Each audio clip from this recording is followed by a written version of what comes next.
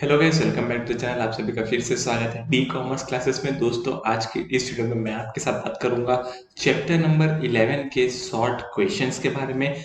दोस्तों, सबसे पहले बात करते हैं हम चैप्टर के नाम का मतलब क्या है।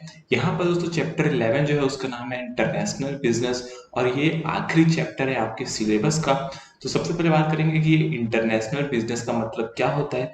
आपको पता ही है, जो भी बिजनेस इंडिया की बाउंड्री के बाहर हो, चाहे सेलर इंडिया का हो, बायर इंडिया के बाहर का हो, या फिर बायर इंडिया का हो, सेलर इंडिया इंडिया के बाहर का हो, या कोई भी इंटरनेशनली जो बिजनेस होता है जो इंडिया के बाहर दूसरी कंट्रीज इन्वॉल्व रहती है, उसको बोलते हैं इंटरनेशनल बिजनेस।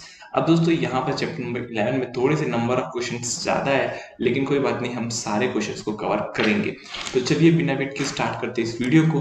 वीडियो स्टार्ट करने से पहले एक बात बता दूं कि अगर वीडियो देखने के बाद आपको अच्छा लगे तो प्लीज लाइक करिएगा, कमेंट करिएगा अपने थॉट्स, अपने डाउट्स, और शेयर करिएगा इस वीडियो को अपने दोस्तों के साथ। सब्सक्राइब नहीं किए चैनल को तो सब्सक्राइब भी कर दीजिएगा, क्योंकि ऐसे वीडियोस मैं आपके लिए लेकर आता रहता हूँ। अब आते हैं दोस्तों क्वेश्चन नंबर 1 में। Differentiate between international trade and international business. तो यहाँ पर दो वर्ड्स में हमको डिफरेंस बताना है। एक है इंटरनेशनल ट्रेड और दूसरा है इंटरनेशनल बिजनेस। दोनों में ट्रेड और बिजनेस ये दोनों अलग अलग चीजें हैं। तो आइए देखते हैं क्या डिफरेंस है। International trade, it is the exchange of capital, goods and service across international border। यानी कि जो भी इंटरनेशनल ट्रेड होता है उसमें कैपिटल यानी कि पैसा, गुड्स और सर्विस, ये तीन चीजें एक्सचेंज होती है। Capital, goods and service. और जो इसका स्कोप रहता है वो नैरो रहता है, यानी कि इंटरनेशनल ट्रेड में एक नैरो स्कोप रहता है, छोटा स्कोप रहता है। अब आते हैं इंटरनेशनल बिजनेस में। It is the trade off goods, technology, service, knowledge, capital across national borders or on a global level between two or more countries। अब इंटरनेशनल बिजनेस में गुड्स तो रहता ही है, सर्विस भी रहता है, कैपिटल भी रहता है, लेकिन इसमें दो चीजें और रहती है। एक रहता है टेक्नोलॉजी और एक रहता है नॉलेज। ठीक है, इन चीजों को जब हम नेशनल बॉर्डर्स के बाहर या फिर किसी ग्लोबल लेवल में दो या दो से ज्यादा कंट्रीज के बीच में ट्रांजेक्शन होता है, तब उसको बोलते हैं इंटरनेशनल बिजनेस। और इसका जो स्कोप है ये वाइड रहता है as compare to international trade. तो आपको बस ये छोटे से दो डिफरेंसेस याद रखना है इंटरनेशनल ट्रेड और इंटरनेशनल बिजनेस के, क्योंकि ट्रेड एक छोटा वर्ड है, बिजनेस एक बड़ा वर्ड है। इसलिए ट्रेड में नैरो स्कोप, बिजनेस में रिलेटिवली वाइड स्कोप। और बिजनेस में टेक्नोलॉजी को इंक्लूड करना है, साथ साथ नॉलेज को इंक्लूड करना है। ठीक है, ये था क्वेश्चन नंबर 1। अब आते हैं क्वेश्चन नंबर 2 में। Discuss any 3 advantages of international business. यानी कि जो भी इंटरनेशनल बिजनेस होते हैं उसमें हमें क्या क्या फायदे होते हैं, कोई भी 3 फायदे हमको बताने हैं, 3 एडवांटेज की बात करनी है। सबसे पहले आते हैं एडवांटेज ऑफ इंटरनेशनल बिजनेस में।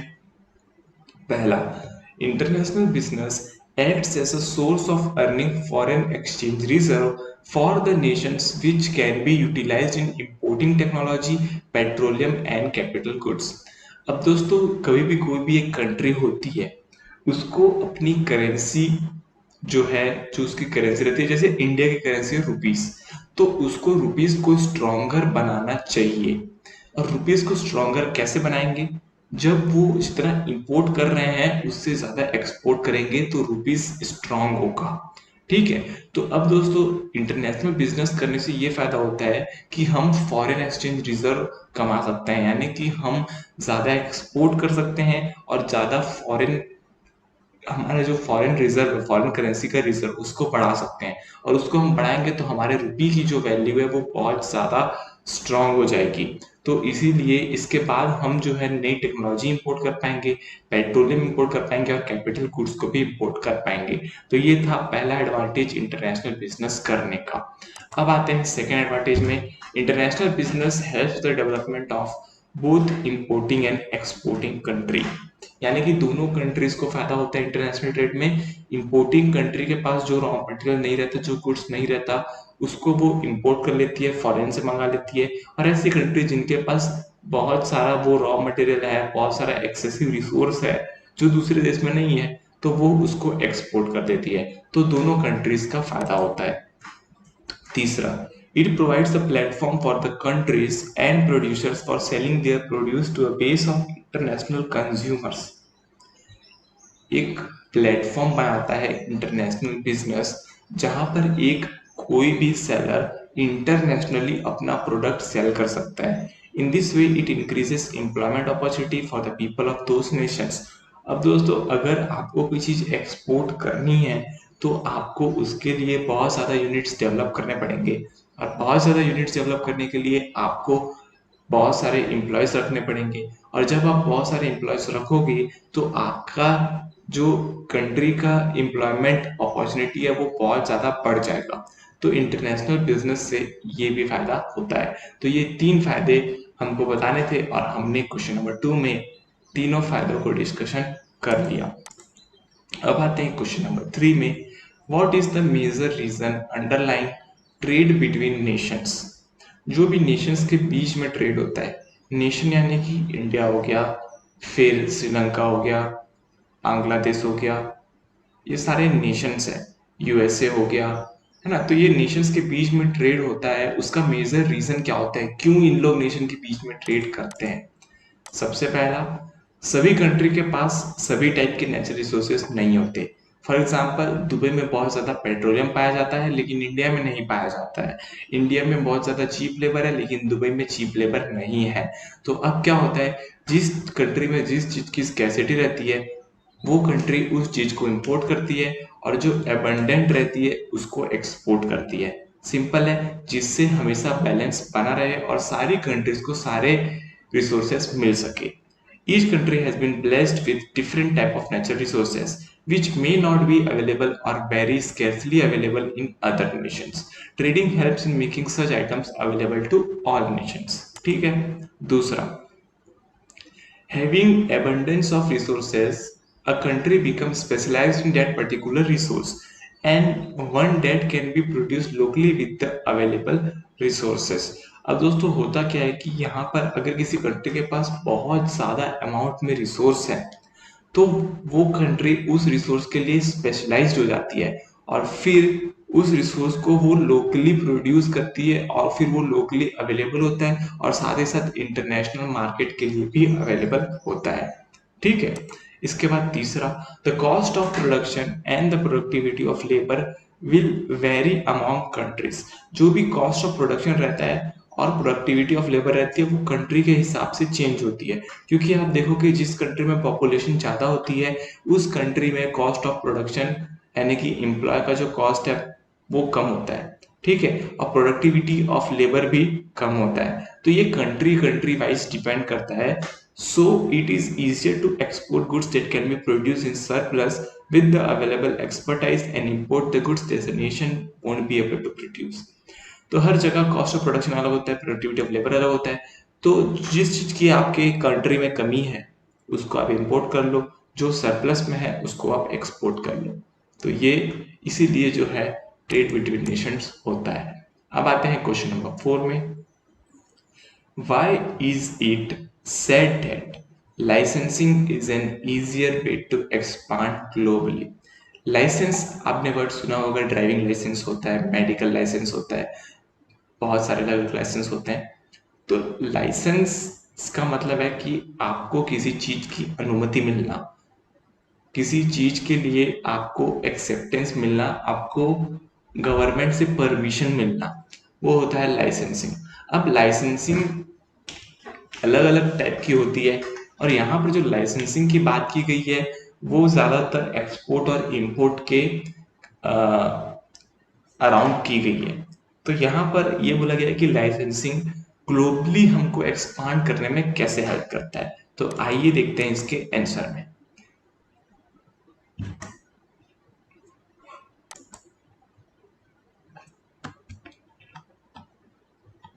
सबसे पहला, the amount of investment that needs to be made from licensor is negligible, hence it is a less expensive mode that can be adopted for entering international market। अब जब आपको international market में deal कर रहा है तो आपको जो है लाइसेंस लेना पड़ता है, और जो लाइसेंसर जो रहता है वो बहुत ही नेग्लिजिबल अमाउंट आपसे चार्ज करता है और जो इन्वेस्टमेंट जो रहता है वो बहुत ही नेग्लिजिबल रहता है, तो इसीलिए वो लेस एक्सपेंसिव रहता है, आपको इंटरनेशनल मार्केट में ले जाने के लिए बहुत ज़्यादा फायदेमंद होता है।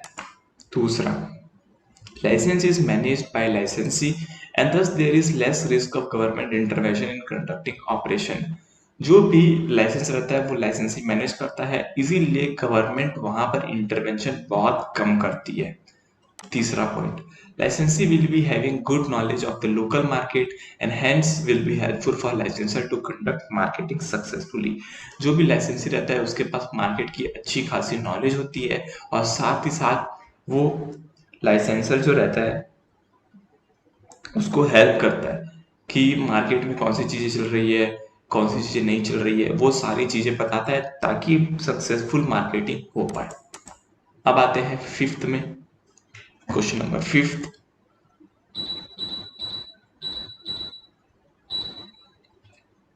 differentiate between contract manufacturing and setting up wholly owned production subsidiary abroad। तो यहाँ पर दो वर्ड्स है, पहला है कॉन्ट्रैक्ट मैन्युफैक्चरिंग।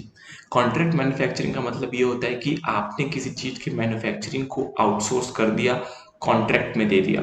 फॉर एग्जाम्पल, अगर मैं एक पेन बना रहा हूँ तो हो सकता है कि मैं पेन की रिफिल ना बनाऊं क्योंकि मेरे पास रिफिल बनाने का मशीन नहीं है, लेकिन मेरे पास पेन की बॉडी बनाने का मशीन है। तो मैं क्या करूंगा, पेन की बॉडी बनाऊंगा और रिफिल को कॉन्ट्रैक्ट बेसिस पे दे दूंगा। ये हो गया कॉन्ट्रैक्ट मैन्युफैक्चरिंग। दूसरा, setting up wholly owned production subsidiary abroad. अब दोस्तों यहाँ पर दूसरा क्या है कि आपने एक और कंपनी बना ली, आपके पास खाली पेन की बॉडी बनाने की मशीन थी, आपने एक और कंपनी बनाई एब्रॉड में जहां पर आपको चीप मटेरियल मिल जा रहा था रिफिल बनाने के लिए, और आपने उस सब्सिडरी कंपनी में, सब्सिडरी कंपनी क्या होती है, जो एक कंपनी दूसरे कंपनी को कंट्रोल करती है। तो जो कंट्रोलिंग कंपनी रहती है, जो कंट्रोलिंग कंपनी रहती है उसको बोलते हैं होल्डिंग कंपनी, जो कंट्रोल होती है कंपनी उसको बोलते हैं सब्सिडरी कंपनी। तो सब्सिडरी कंपनी छोटी कंपनी होती है, उसके ऊपर उसकी पेरेंट कंपनी होती है जिसको बोलते हैं होल्डिंग कंपनी। ठीक है, तो अब आप वहां पर सब्सिडरी कंपनी अपनी बना लेते हो एक फॉरेन में और फिर वहां से प्रोडक्शन करते हो। तो इसका डिफरेंशिएट देखेंगे। सबसे पहले contract manufacturing, in this system a firm hires a local manufacturer in a foreign country to produce goods on contractual basis according to its requirement. पहले जैसे मैंने आपको बताया कि अगर आपके पास पेन की रिफिल बनाने का मशीन नहीं है तो आप जो है उसको फॉरेन में किसी को कॉन्ट्रैक्ट देकर रिफिल बनवा सकते हो। अब इसमें जो आपका लेवल ऑफ कंट्रोल रहता है वो लिमिटेड रहता है, क्योंकि आप इसमें ज़्यादा चीज़ें चेंज नहीं कर सकते क्योंकि वो सामने वाले के प्रोडक्शन पे डिपेंड करता है। और इन्वेस्टमेंट जो रहता है इसमें आपको कोई इन्वेस्टमेंट नहीं लगता क्योंकि सामने वाले की मशीन है, सामने वाला का लेबर है, आपको खाली प्रोडक्ट मिल जाएगा। ये होता है contract manufacturing. Wholly own production subsidiary यानी कि in this system the firm buys 100% equity in a foreign company, यानी कि एक फॉरेन कंपनी बनाते हैं जिसकी 100% इक्विटी शेयर्स जो है हमारे कंपनी के पास रहते हैं। तो हमारे कंपनी के पास फुल अथॉरिटी रहती है उस कंपनी को कंट्रोल करने की और उसके ऑपरेशंस को कंट्रोल करने की। तो यहाँ पर जो लेवल ऑफ कंट्रोल रहता है वो फुल कंट्रोल रहता है और साथ ही साथ इन्वेस्टमेंट भी आपको मैक्सिमम लगता है क्योंकि आपको सारे के सारे इक्विटी शेयर्स खरीदने पड़ते हैं। तो ये होता है दोस्तों डिफरेंस कॉन्ट्रैक्ट मैन्युफैक्चरिंग और होली ओन प्रोडक्शन सब्सिडरी में। अब आते हैं क्वेश्चन नंबर 6 में, discuss the formalities involve in getting an export license. अब जैसे कि आपको कोई गुड्स आपके पास सरप्लस में पड़ा है, वो इंडिया में नहीं बिक रहा है क्योंकि इंडिया में ऑलरेडी बहुत सारे गुड्स वो अवेलेबल है सरप्लस में, तो आपको क्या करना है, उसको किसी और कंट्री में भेजना है। तो आपको क्या करना पड़ेगा, सबसे पहले एक्सपोर्ट लाइसेंस बनवाना पड़ेगा। अब आपको एक्सपोर्ट लाइसेंस कैसे बनाना है उसकी फॉर्मेलिटीज हम इस क्वेश्चन में सीखेंगे। सबसे पहला, the following formalities are required in order to get an export license. Opening a bank account with any bank that is authorized by the RBI and get a registered account number। अब जब आप export करोगे तो आपके पास पैसे तो आएंगे, तो पैसे तो आएंगे तो उसके लिए आपको एक बैंक अकाउंट खुलवाना पड़ेगा जो कि आरबीआई जिस बैंक में बोलेगी, जिस बैंक को ऑथराइज करेगी उसमें आपको एक बैंक अकाउंट खोलना पड़ेगा। फिर आपको एक इंपोर्ट एक्सपोर्ट कोड लेना पड़ेगा जिसको बोलते हैं आईईसी कोड। एक लाइसेंस टाइप का होता है, तो इसको हमको खरीदना पड़ेगा। तो इसको हम कहाँ से लेंगे? डीजीएफटी से। डीजीएफटी क्या होता है? Director general for foreign trade, और from the regional authority dealing with import export licensing. तो जो आईईसी होता है, इंपोर्ट एक्सपोर्ट कोड, जो कि हमारा लाइसेंस होता है इंपोर्ट और एक्सपोर्ट करने के लिए, उसको हम दो जगह से ले सकते हैं। पहला डीजीएफटी से ले सकते हैं, और दूसरा रीजनल अथॉरिटी, जो भी हमारे इंपोर्ट एक्सपोर्ट लाइसेंसिंग का काम करती है, ऐसी अथॉरिटी से हम इसको परचेज कर सकते हैं। फिर third, get registered with the appropriate export promotion council and obtain a membership come registration certificate. फिर क्या करना है? आपको रजिस्टर होना है एप्रोप्रिएट एक्सपोर्ट प्रमोशन काउंसिल। तो यहाँ पर फिर एक एक्सपोर्ट प्रमोशन काउंसिल जो है वो बनाई जाती है, वहां पर आपको रजिस्टर करना पड़ता है, और वहां पर आपको मेंबरशिप लेनी पड़ती है। फिर जैसे ही आप वहां पर मेंबरशिप लोगे तो आपको रजिस्ट्रेशन सर्टिफिकेट मिल जाएगा। उसके बाद आपको रजिस्टर होना पड़ेगा ईसीजीसी में, export credit and guarantee corporation में, क्योंकि अगर आपको सामने वाला पेमेंट ना दे तो आपको क्या करना है उस केस में, ये सारी चीजें यहाँ पर होती है। तो आपको पेमेंट रिस्क से बचने के लिए export credit and guarantee corporation में रजिस्टर होना पड़ता है। तो दोस्तों, अगर आपको एक्सपोर्ट करना है, चार चीजें आपको याद रखनी है। पहला, एक बैंक अकाउंट खुलवाओ। दूसरा, आईईसी लो डीजीएफटी से या रीजनल अथॉरिटी से। तीसरा, एप्रोप्रिएट एक्सपोर्ट प्रमोशन काउंसिल में रजिस्ट्रेशन करवाओ। चौथा, ईसीजीसी में अपना रजिस्ट्रेशन करवाओ। ठीक है, तो ये था एक्सपोर्ट लाइसेंस लेने की फॉर्मेलिटीज। क्वेश्चन नंबर 7 में आते हैं। Why is it necessary to get registered with an export promotion council? जैसा कि हमने पिछले क्वेश्चन में बात किया था, एक्सपोर्ट प्रमोशन काउंसिल जो पॉइंट नंबर 3 है, वहां पर हमको रजिस्टर करने की क्यों जरूरत पड़ती है, तो वो पूछा है क्वेश्चन नंबर 7 में। Registering a firm with Export Promotion Council helps in the following ways. For obtaining registration come membership certificate, आपको सबसे पहले तो membership certificate मिलेगा। दूसरा, आपको बहुत सारे जो गवर्नमेंट बेनिफिट्स देती है एक्सपोर्ट करने के, वो सारे मिलेंगे। तीसरा, the export promotion council will carry out promotional activities to create demand for domestic products in the international market. तो जो भी एक्सपोर्ट प्रमोशन काउंसिल रहती है वो प्रमोशनल एक्टिविटीज करती है, एडवर्टाइजमेंट करती है, ताकि आपका जो डिमांड है, आपके प्रोडक्ट का डिमांड है, वो इंटरनेशनली भी पता चले।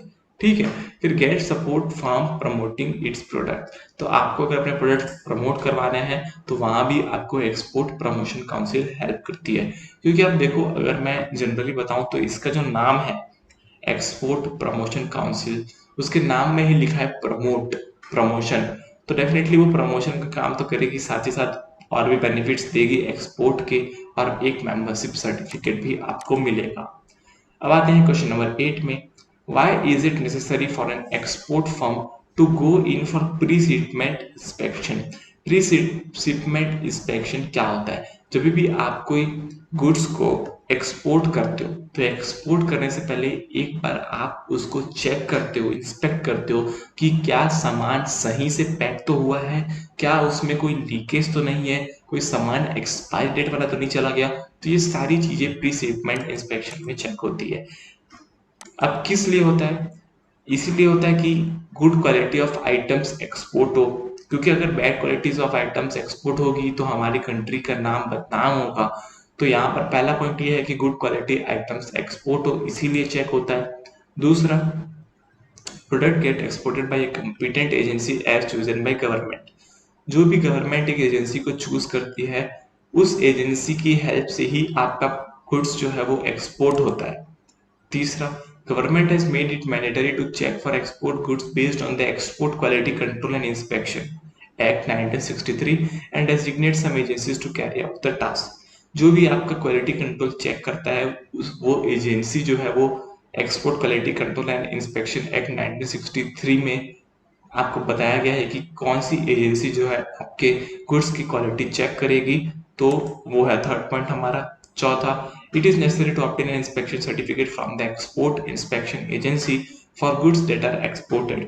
तो आपको जो है यहाँ पर एक्सपोर्ट इंस्पेक्शन एजेंसी से इंस्पेक्शन सर्टिफिकेट लेना पड़ता है। जो भी गुड्स आप एक्सपोर्ट करो और इंस्पेक्शन सर्टिफिकेट में लिखा हुआ रहता है कि आपने जो गुड्स एक्सपोर्ट किया उसकी क्वालिटी कैसी थी।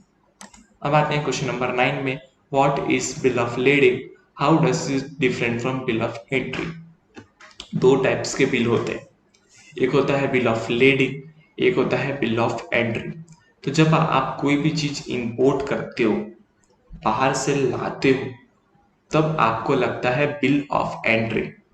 ठीक है, कोई भी चीज अगर आप बाहर से लेकर आओगे तो आपके कंट्री में उसको एंट्री करवानी पड़ेगी, तो आपको देना होगा बिल ऑफ एंट्री। और जब भी आप किसी चीज को एक्सपोर्ट करोगे तो आप उस चीज को एक्सपोर्ट करने के लिए कौन सा बिल जारी करोगे, बिल ऑफ लेडिंग।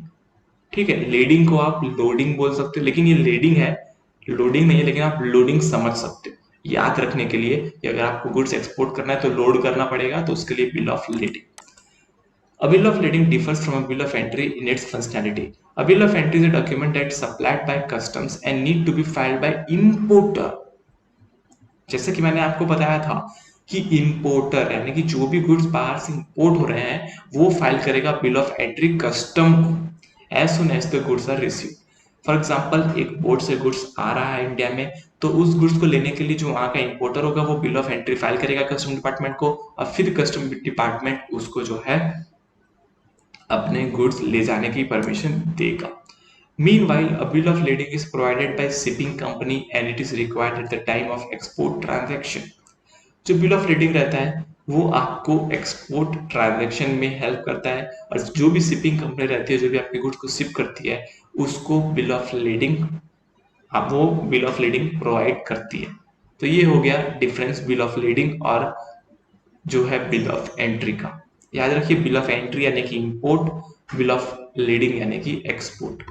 ठीक है, a bill of entry contains detail about the goods and destination where it is going.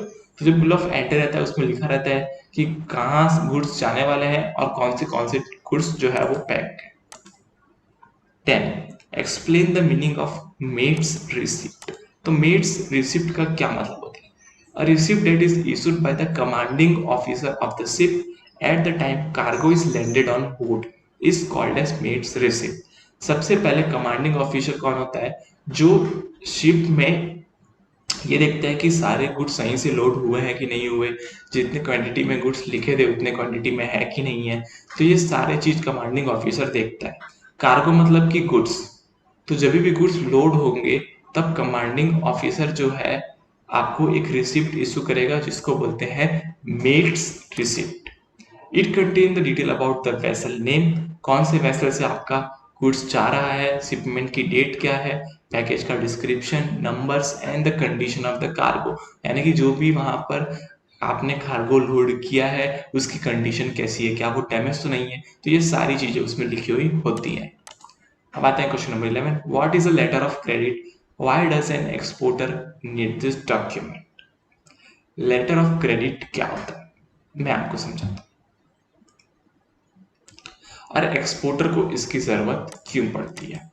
A letter of credit is issued by importer bank. It is a guarantee to honor payment of export bills to the bank of exporter up to a certain amount.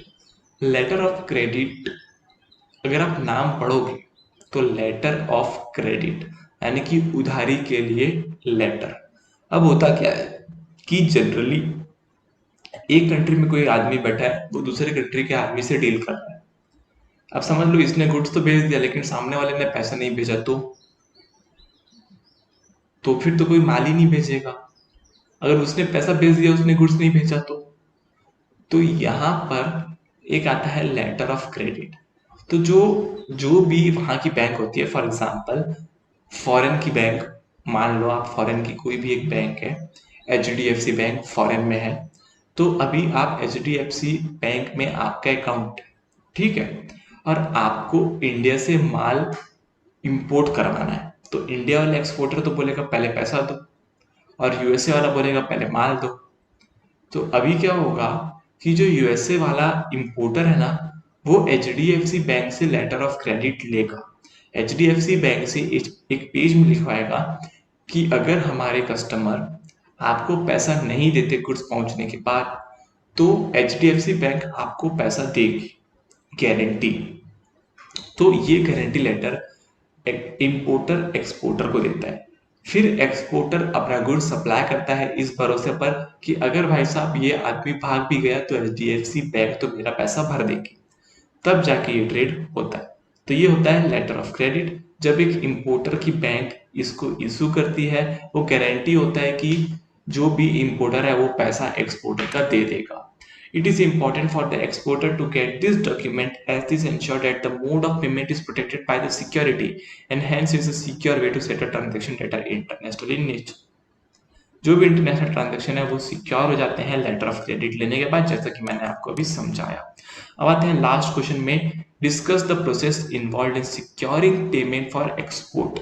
अगर हम export करते हैं तो हमको पैसा कैसे मिलता है। सबसे पहला, एक्सपोर्टर जो है शिपमेंट, जो भी आपका गुड्स है वो शिफ्ट हो जाता है, उसके बाद इन्फॉर्म करता है इंपोर्टर को कि भाई साहब जो आपने गुड्स ऑर्डर किया था वो शिफ्ट हो चुके हैं। फिर एक्सपोर्टर कुछ इंपॉर्टेंट डॉक्यूमेंट सेंड करता है, for example bill of lading, invoice की कॉपी, इंश्योरेंस पॉलिसी, क्योंकि अगर जो भी आपका गुड्स अगर वो ओशियन से जा रहा है तो रिस्क है कि वो ओशियन में डूब जाएगा या फिर कुछ बाढ़ आ जाएगा, तो उसके लिए insurance policy and later of credit. तो ये चीजें जो है ये आपके लिए बहुत ज़्यादा ज़रूरी हो जाती है। This items are required by importer at the time of claiming for the goods on arrival and get clearance from the customer. और जब देखो जब भी गुड्स इंपोर्ट होता है तो वो डायरेक्ट कस्टमर को नहीं मिलता, वो जाता है कस्टम अथॉरिटी के पास। कस्टम अथॉरिटी गवर्नमेंट की अथॉरिटी है, फिर वो अथॉरिटी चेक करती है क्या इसमें स्मगल्ड गुड्स तो नहीं है, क्या इसमें गन्स वन्स या फिर ड्रग्स वग्स तो इंपोर्ट नहीं हो रहे। तो वो सारी चीजें चेक करने के बाद फिर वो आपसे कुछ डॉक्यूमेंट्स मंगाएगी, इनवॉइस की कॉपी, बिल ऑफ रेटिंग की कॉपी, इंश्योरेंस की पॉलिसी की कॉपी, लेटर ऑफ क्रेडिट, ये सारी चीजें मंगवाएगी कस्टम अथॉरिटी। फिर कस्टम अथॉरिटी चेक करेगी और उसके बाद आपको गुड्स देगी। ठीक है, this documents are sent through exporters bank along with an instruction that this should be delivered to the importer only when the importer accept the bill of exchange। जो भी एक्सपोर्टर बैंक है, exporter ये सारे documents direct नहीं भेजता, वो exporter bank को भेजता है। एक्सपोर्टर बैंक ये डॉक्यूमेंट सामने वाले अपने दूसरे बैंक के ब्रांच में फॉरेन में भेजती है। अब फिर वहां पर इंपोर्टर जाता है, इंपोर्टर बोलता है कि मेरे को ये सब डॉक्यूमेंट्स चाहिए, तो बैंक बोलती है ठीक है आप बिल ऑफ एक्सचेंज में साइन कर दो तो मैं आपको ये डॉक्यूमेंट्स दे दूंगा। बिल ऑफ एक्सचेंज में ये लिखा होता है कि ये पर्टिकुलर सम ऑफ मनी जो है ये मैं पे करूंगा आपको इतनी डेट में, तो वो चीजें यहाँ पर होती है, फिर आपको आपका पेमेंट मिल जाता है। The exporter bank receives the payment through the importer bank and the amount is credited to exporter account. तो जो भी एक्सपोर्टर बैंक होती है उसको फिर इंपोर्टर बैंक से पैसा मिल जाता है और वो एक्सपोर्टर के अकाउंट में क्रेडिट हो जाता है। Immediate payment can also be received if the exporter submits the document signing a letter of indemnity. Immediate payment भी बैंक दे सकती है कि बैंक बोले कि मैं आपको भी पैसा दे देती हूँ और फिर मैं बाद में इंटरेस्ट कट करके जो भी पैसा आएगा कस्टमर का वो रख लूंगी, लेकिन इसके लिए आपको लेटर ऑफ इंडेमनिटी देना पड़ेगा बैंक को। Once payment in received for export, the exporter needs to obtain a certificate of payment from the bank. It contains all necessary documents stating that export consignment has been presented to the import of payment and payment is received according to exchange control regulation। जो भी payment होता है तो वो payment की receipt लेनी पड़ती है, फिर उसको जमा करना पड़ता है एक्सचेंज कंट्रोल रेगुलेशन के हिसाब से, क्योंकि आपको ये भी बताना है कि आपने इंडिया की करेंसी कहाँ यूज की, या फिर अगर आपने फॉरेन में रहते हो तो आपने फॉरेन की करेंसी कहाँ यूज की, किस चीज को इंपोर्ट करने में यूज की, ये भी आपको गवर्नमेंट को बताना पड़ता है। इसीलिए आपको सर्टिफिकेट ऑफ पेमेंट बैंक से लेना जरूरी हो जाता है। ये था दोस्तों हमारा एक छोटा सा बड़ा चैप्टर। यहाँ पर हमने बात की शॉर्ट क्वेश्चंस के बारे में। अगले लेक्चर में लॉन्ग क्वेश्चंस के बारे में डिस्कशन करेंगे। वीडियो अच्छा लगा लाइक करिए, कमेंट करिए, शेयर करिए और सब्सक्राइब करिए चैनल को। आज के लिए इतना ही। जय हिंद, वंदे मातरम।